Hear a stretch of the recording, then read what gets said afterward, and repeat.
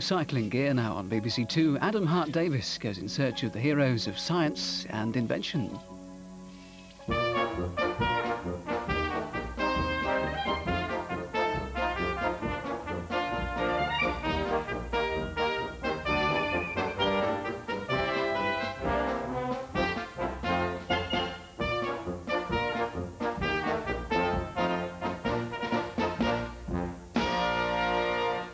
Hello and welcome to a brand new series of local heroes.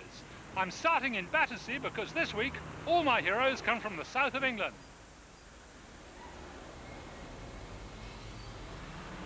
Some of my heroes are extroverts and some of them are really quite eccentric. But I've come to Clapham Common to celebrate a man who was so introverted he was downright weird. He had such a high squeaky voice, he never spoke to anyone at all. In the late 1700s, he showed that water is made up of hydrogen and oxygen, and he weighed the world, but he never told anyone about it. His name was Henry Cavendish. Henry Cavendish's grandfathers were the Dukes of Devonshire and Kent. His mother died when he was only 2 years old, and his father gave him a love of scientific inquiry and a minute allowance, so he learned to do experiments and avoid spending money. He always wore the same clothes, a shabby old violet suit all crumpled and well past its sell-by date, and it had a high collar and frilled cuffs, and he wore a three-cornered hat. And in his house here on the south side of Clapham Common, he refused to speak to the servants. When he'd worked out what he wanted for his meals, he'd write them little notes and leave them so the servants would find out. And the story goes that once he was coming downstairs and he met a maid sweeping the stairs, and he was so terrified he ran back up to his room and hid. And he then had a separate staircase built for the servants so he'd never have to meet one of them again. Cavendish did a whole sequence of elegant experiments with what he called factitious airs, and in particular he exploded mixtures of inflammable air and dephlogisticated air. Now, they called all gases airs, and actually inflammable air was hydrogen and dephlogisticated air was oxygen. Well, I've got here 2 balloons, red balloons, filled with hydrogen and 1 blue balloon filled with oxygen. He tried all sorts of ratios and found that this 2 to 1, 2 parts of hydrogen to 1 of oxygen, gave him the best explosion. Now, what I have to do first is to get them all into 1 balloon. So once I've got it all squeezed out, I've now in this blue balloon got a mixture of 2 parts of hydrogen to 1 part of oxygen. Cavendish realised that it would probably go off with a bit of a bang, and so he arranged a sort of self-defence ignition mechanism, which I've copied here. I've got a candle tied onto this clothesline so that if I pull the clothesline like that, the candle goes up under the balloon. And obviously if the candle's alight, it'll set it off. So now I should explain that I've got a great big screen here because it's very windy and I'm afraid my candle may blow out. So,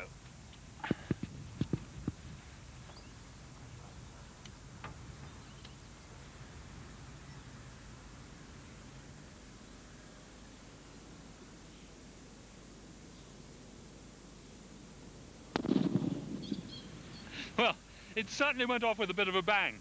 Cavendish made an enormous bang, and when he did it in a closed container, he discovered that all the gases had disappeared, and he wondered where on earth they'd gone. To try and find the answer, he set off some hydrogen-oxygen mixtures in glass containers. Now, I want you to watch the sides of the glass container. You see? It's all misted up. He did this experiment so many times he was able to collect all that moisture and drink it and show that it was actually water. So what he'd done was to combine hydrogen and oxygen and make water. He showed for the first time ever that water was not an element. And more than that, he showed that he could make it by combining 2 parts of hydrogen to 1 part of oxygen. In other words, he'd made what we would call H2O. If you watch carefully, you can see that when hydrogen and oxygen explode, all that's left is a cloud of steam.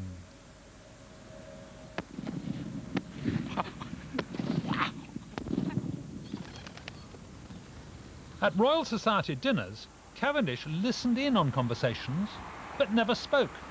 Yet he made some of the key discoveries of the age. And most spectacular of all, he measured the mass of the Earth. Henry had a friend called John Mitchell, who was a vicar in Yorkshire, and he had an absolutely brilliant idea for measuring the mass of the Earth using gravity. But unfortunately he died before he could do it, so he left the idea and the apparatus to Henry Cavendish. This was what he did. He took two heavy metal balls on the end of a rod, suspended on a piece of wire, so it took some effort to twist it round. And then he brought up a mini-Earth of 1 kilogram, like that. And if you look, when I bring that up sideways, it attracts the ball towards it. Not very much, and to be honest, I've cheated a bit by sticking a magnet in here, because the effect from gravity is very, very small. In fact, it was so tiny that Henry had to use a microscope to observe it and do dozens of measurements to be absolutely sure of getting a good average. He already knew the downwards gravitational pull towards the Earth, because that was the weight of the ball. And he was able to calculate that the downwards gravitational pull was 6 million times stronger than the sideways gravitational pull towards the 1 kilogram. And therefore it followed that the mass of the Earth was 6 million kilograms. In other words, by comparing the force of gravity from the Earth and the force of gravity from 1 kilogram, he could work out how many kilograms there were in the Earth. What an extraordinary man, the silent genius. Lord Brougham said that he probably spoke fewer words in his life than a Trappist monk, and yet 200 years ago he showed that water is H2O, and he measured the mass of the Earth.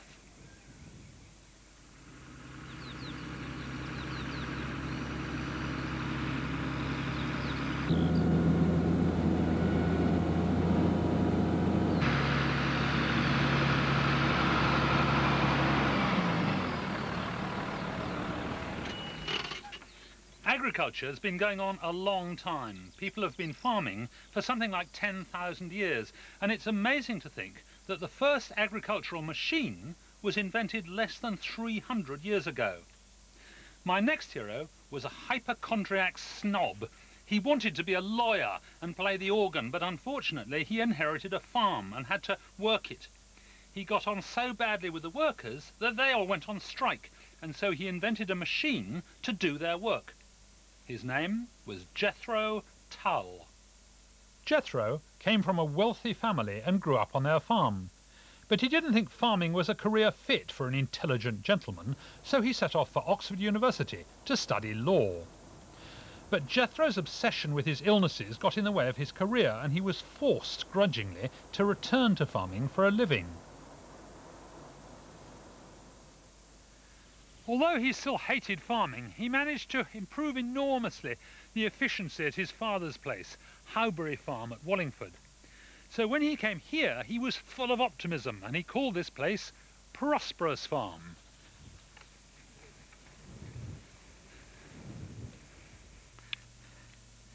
But Jethro was still worried about the inefficiency of his workers and the time and money that was being wasted. All the seeds were sown directly into the ground by hand, like this, drilled into furrows, and the seeds were put as close together as possible, and the furrows were close together because everyone wanted to get as many seeds as they could into the ground, because they thought that would maximize the yield.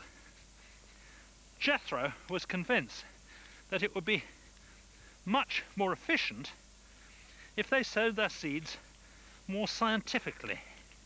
He demanded that his workers follow strict guidelines, planting precisely spaced seeds in rows well apart.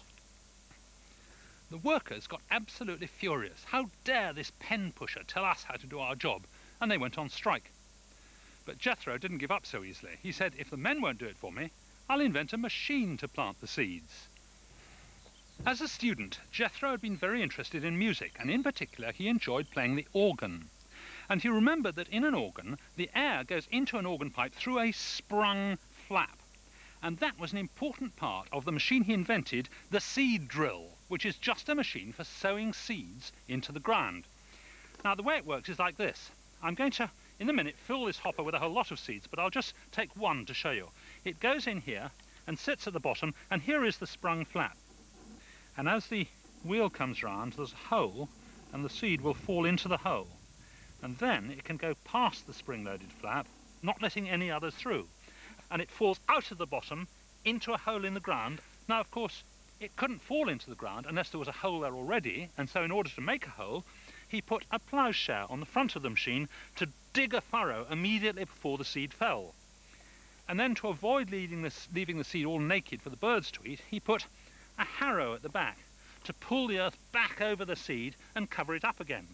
So it was a wonderfully clever device, very, very simple, but very clever.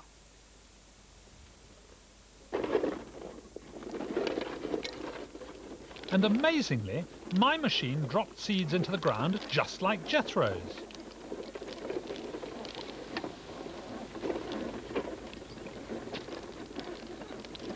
Although most farmers laughed at his ideas, by 1730 it was impossible to ignore his success. Here at Prosperous Farm, he'd managed to grow crops on the same patch of land for 13 years without ever using manure.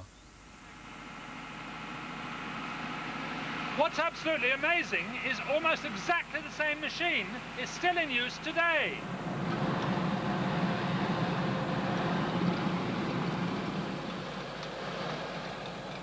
The modern seed drill works just like Jethro's, only the multiple drills are much smaller, and in the seed hopper a rotating disc dispenses seeds exactly as his did.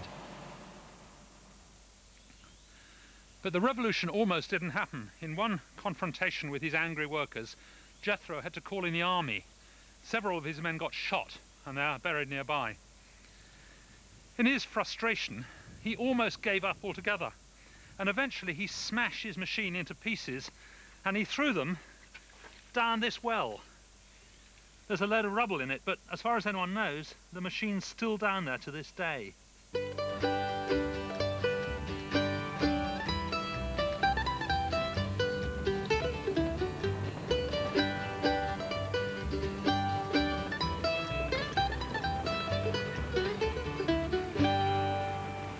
This is St. Albans, which used to be the Roman town of Verulamium. My next hero enjoyed both names because he was Viscount St. Albans and Baron Verulam. He was a lawyer and he rose to the highest office in the land, although he fell out seriously with 2 monarchs. In his spare time, he laid the foundations of modern science and he died inventing the frozen chicken. He was Francis Bacon. As the 6th child of Sir Nicholas Bacon, keeper of the Great Seal in the court of Elizabeth I, Francis Bacon was born into a position of great privilege, but no money. He was too far down the line to inherit anything. So he turned to the law and was a professional lawyer all his life. This is the new Gorhambury House, built in the late 18th century, and now the home of Lord and Lady Verulam. But over here there's a tumble-down Tudor ruin, which was where Francis Bacon lived when he came to St. Albans. Bacon was interested in truth, and in particular in scientific truth.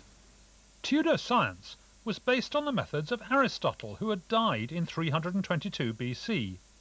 Bacon was worried that a lot of supposedly scientific ideas were simply made up. In Bacon's day, scientific truth was found by authority and argument. If you got enough clever men together and they argued for long enough, they'd be bound to come up with the truth. He said this was absolute nonsense. He said the authorities were like spiders, spinning webs out of their own substance. He said if you wanted the truth, you had to get evidence from the real world.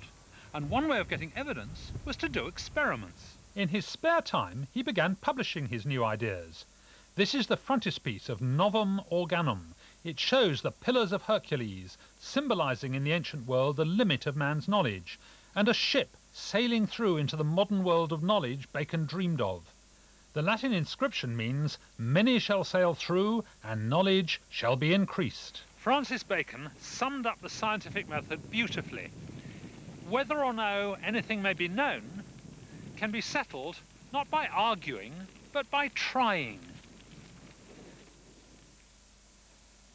Here's a really peculiar thing. Francis Bacon said that hot water freezes faster than cold water. Now, I've got a glass of hot, well, warm water taken out of the tap, and a glass of cold, same amount. He said the only way to find things out was by trying, so I'm going to try it. Put them in this freezer. I assumed that the cold water would freeze first. But let's see. He said it was very important to make observations from nature, to make sure that your ideas matched what was really going on. He was made Lord Chancellor of England, the most important minister in the land, and then he was created Viscount St Albans. This was 1621. And just 5 days later, it all went horribly wrong. He was accused of bribery, and the House of Lords fined him £40,000, and they banished him from the verge of court, which must have presented him with a very tricky navigational problem, because he had at all times to keep at least 12 miles from the king. Now, let's see what's going on. To be honest, I've cheated a bit. Here are two that I prepared earlier, because you need to leave them in there for, well, I don't know, maybe an hour. And here I've got, this is the cold, and you can see, well, it's definitely got a hard skin on top, and there's a bit of liquid in there because there's a bubble floating around. And this is the hot, and actually, there is a bubble, but it's scarcely moving. It does appear to have worked, but it's a bit variable, this. I mean, honestly, I was surprised at the claim, and it doesn't always work. Sometimes it works beautifully, sometimes not. Why don't you have a go, see if you can get it to work in your freezer, and write to me about it, or send me an email. There are quite a few odd theories surrounding Bacon. Some people think he's the author of Shakespeare's plays, because a mere actor like Shakespeare couldn't possibly have done it. And others believe he was in fact a son of Queen Elizabeth herself.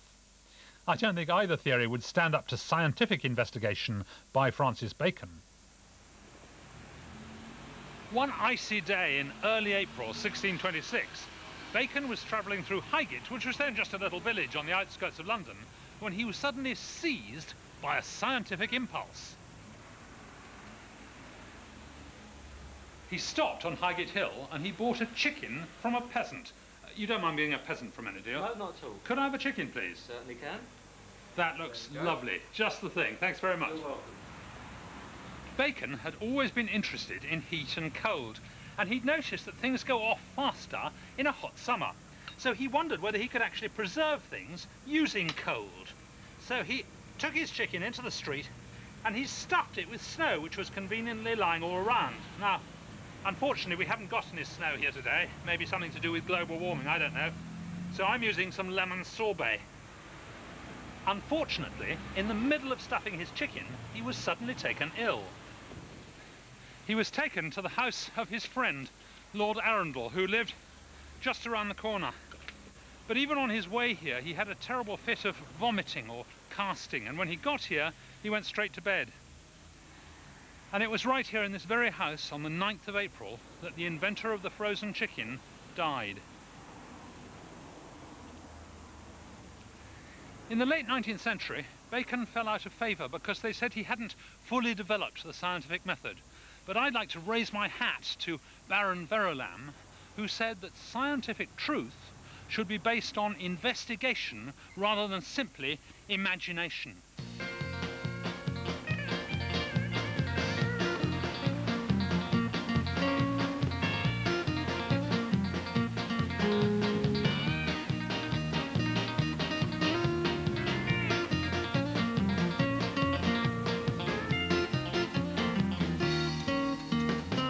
My next hero was an Essex man.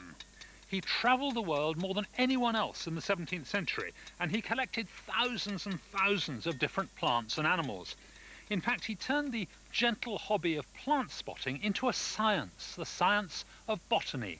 He lived right here in Black Notley, near Braintree, and his name was John Ray. John Ray's father was the village blacksmith, and his mother the village wise woman, a sort of Essex witch doctor using herbal medicines. This is the house where Ray was born, and as you can see, it's recently been embellished with a whole lot of plants and animals to commemorate the great man and his work. He must have been very bright because he got himself to Cambridge University, and eventually there he taught Greek, humanities and mathematics. But then he got seriously ill and he had to convalesce, and about 1650 he began to take long walks in the countryside. He did most of his travelling by horse. He discovered there were no books about plants, so he decided to write one. Catalogus Plantarum Circa Cantabrigium Nascentium, a collection of 600 species of plants growing around Cambridge. It was an amazing book, but it was only the beginning, because he then decided, with his student, Francis Willoughby, to make a collection of all the species in the world, a complete catalogue of God's work. Amazingly, his specimens still exist, and they've been brought along from the Natural History Museum by Karen Webb. Karen. Hello. Hello. Now these are actual John Ray specimens, are they? Yes, they are. So is this what you'd call his herbarium? Yes, that's right. We call it a herbarium these days, but Ray actually called it his hortus siccus, which means his dried garden. Oh, but, lovely. Today we call it a herbarium, yes. They've got lovely colours, these things, haven't they? Yes, that's right. There's one under here which is the colours preserved beautifully. Terrific. Actually, that one says it's from the Cat Bon Spey, which of course is the Cape of Good Hope in South Africa. It has come rather a long way. Yes, it's probably sent to him by one of his correspondents. Yes, it's amazing how it survived. Having been collected by John, the specimens were sewn onto these sheets by his wife and daughter. They've survived over 300 years.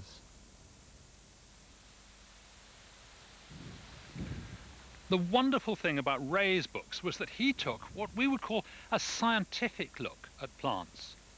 Previous books had just classified them according to size, really. They said they were either herbs, like these little ones in front here, or shrubs, sort of bushes, or great big trees.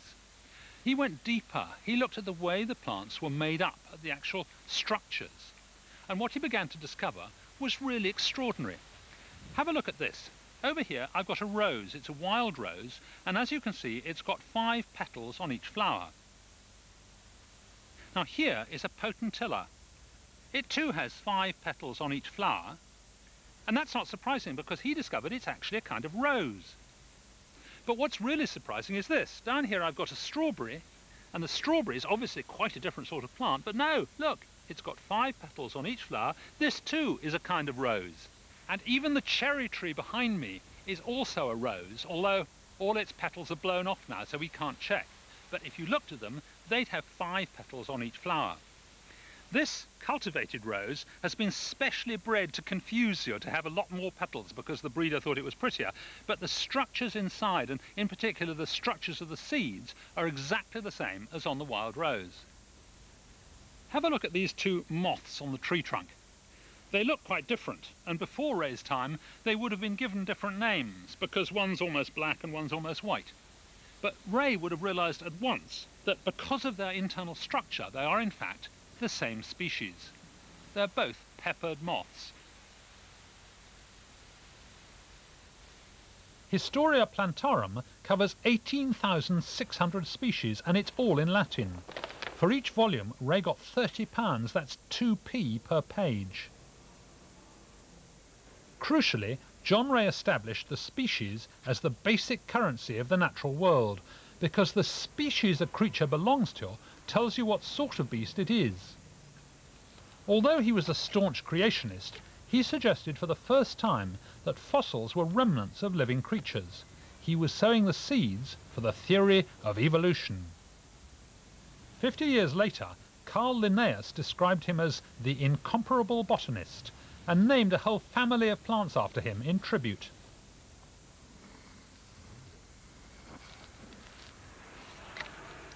Hooray. Now, you might wonder why I'm sitting here making pancakes by the side of the road.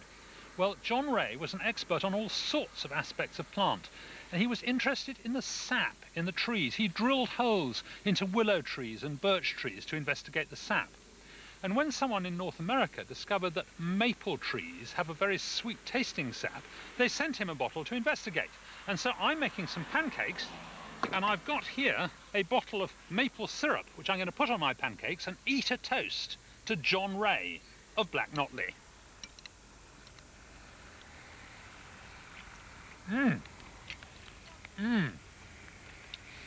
First class maple syrup.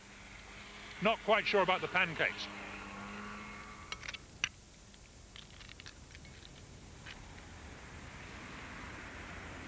My next hero became famous in his own lifetime because of his wonderful machines. But he wasn't a scientist or an engineer. In fact, although a lot of people think he made these wonderful machines, he didn't. They were never made at all. They only existed in his brain and on paper. He was an artist, and his name was Heath Robinson. He had a wonderful imagination, even as a child, indulging in pantomimes and games of make-believe. He went to Islington Art School and then the Royal Academy, but he stayed for only a short while, stifled by the Victorian penchant for drawing statues. Heath Robinson's dad was an artist, and his brothers were both artists, and drawing was clearly in his blood. And he took work, any work he could really, mainly illustrating children's books, and he did hundreds of beautiful illustrations. His first studio was just off the Tottenham Court Road, but it was right above a stable, and it was so smelly that he couldn't stand it for long, and he had to come here to the very top floor of 115 Gower Street, and this was where a significant change happened. This room is now a student flat, but in 1902 it was a studio, and Heath Robinson sat here and produced a book which he illustrated called The Adventures of Uncle Lubin. And Uncle Lubin was a wonderful man. He built a hot air balloon, sailed off to the moon, punctured the balloon on the pointy bit of the moon, and so on and so forth. And in that book there appeared for the first time some rather curious machines, which then Heath Robinson went on to develop. And here is just one of his machines. This is a machine for peeling potatoes. And as you can see, it's not a cartoon. These people are not laughing or hugely fat or anything. They're very, very serious. The men often had bald heads and wore spectacles, and the women equally serious. And one of the characteristics of these machines is there's always knotted string involved, everywhere, wherever you look. And he went on to develop more of these machines, and they became very famous. They were in demand for advertisements and illustrations in books and all sorts, and nobody produced anything like them. And I could not resist making my own Heath Robinson machine. You will recognize this instantly, I expect. It's the machine for pulling Christmas crackers. Now, there are two reasons for wanting such a machine. One is, if you're a little bit nervous about Christmas crackers, because they do all go off with a big bang, you might be worried about being injured by flying fragments, in which case this machine will allow you to do it in perfect safety. The other thing is that if you were unfortunate enough to spend Christmas on your own, this machine will allow you to pull crackers without any companion. So it's wonderful in both senses. He was a very kind and lovely man. He allowed his children to come and help him in the studio and advise him on whether his latest work was any good and funny. And he claimed that he had a machine called a perimanicular, which had attachments for absolutely everything, including one for removing gravy stains from gravel paths. Now, let me just get round here to the correct pulling position, and you'll notice that I have a mask here, a shield, to guard my face against those dangerous flying fragments. And all I have to do is to pull this. I just check that it's all lined up. All I have to do is to pull this lever and brace the machine there, and my Christmas cracker will be pulled in perfect safety. There! Terrific. And all the fragments have... oh, well, they should have fallen in this box. Here we are. Here, look, there's an enormous... it's a whoopee cushion. Oh, terrific. That's great fun. And there'll be a joke. Here we are. The joke's gone on the floor. What goes 99 thump, 99 thump? I can't imagine what goes 99 thump, 99 thump. Anyway, I think these Heath Robinson contraptions are the most wonderful things. In a way, they've become part of my life. And I would like to pull another cracker in honour of the genius who thought it all up, William Heath Robinson.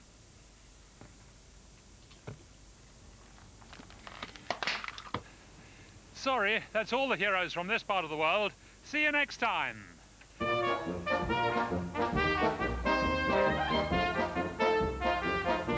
If you'd like to try some experiments from the programme or find out more about my heroes, details are on the Local Heroes website. You can write with your comments or suggestions to Local Heroes, BBC, 201 Wood Lane, London W12 7TS. Heroes from Edinburgh and the east of Scotland next Monday at 8 on BBC Two.